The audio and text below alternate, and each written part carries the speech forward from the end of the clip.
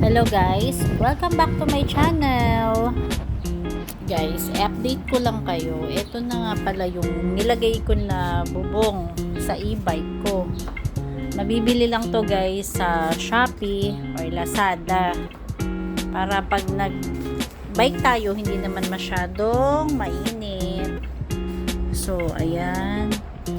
Kakabit mo siya dito. Guys. Actually, binilhan ko na lang siya ng ibang holder dito. Kasi yung dati dito, hindi sila itong ikakabit mo kasi to. Yan, hindi na sila nagfi-fit sa dati niyang lagayan ng side mirror. So, bumili ako ng holder niya para sa side mirror at saka ito. Yan, dahil dito yan nakakapit yung e-bike.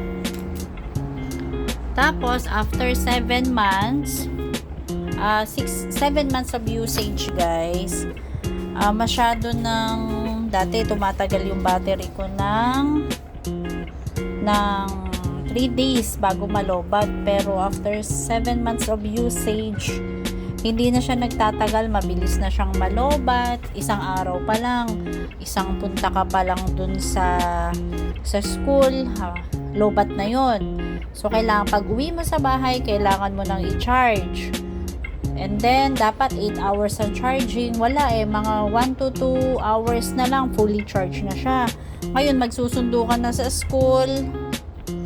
Pag nagsundo ka na sa school, lobat na siya ulit. So, kaya pa naman, isang sundo, isang uwi. Mabilis na siyang malobat.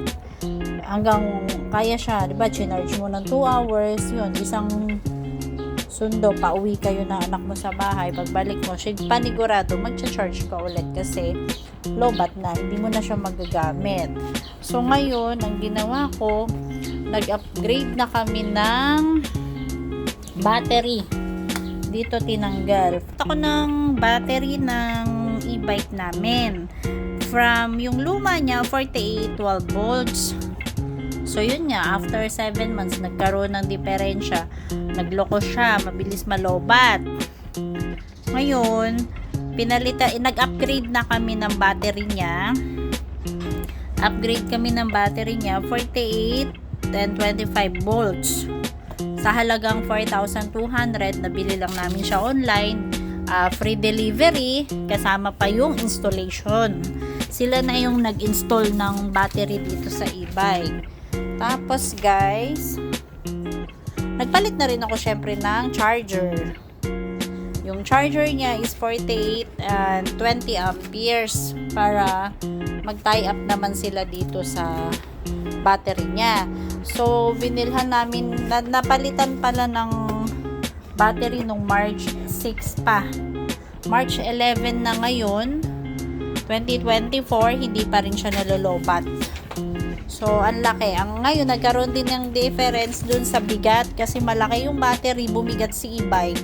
Pero okay naman, kahit isa ako dito, may angkas ka rito, may angkas ako dyan, kayang-kaya. Sa ngayon, hindi pa ako nagcha-charge buhat nung binili namin yung upgraded na battery niya. From March 6 to March 11, hindi pa ako nagcha-charge. Kayang-kaya pa.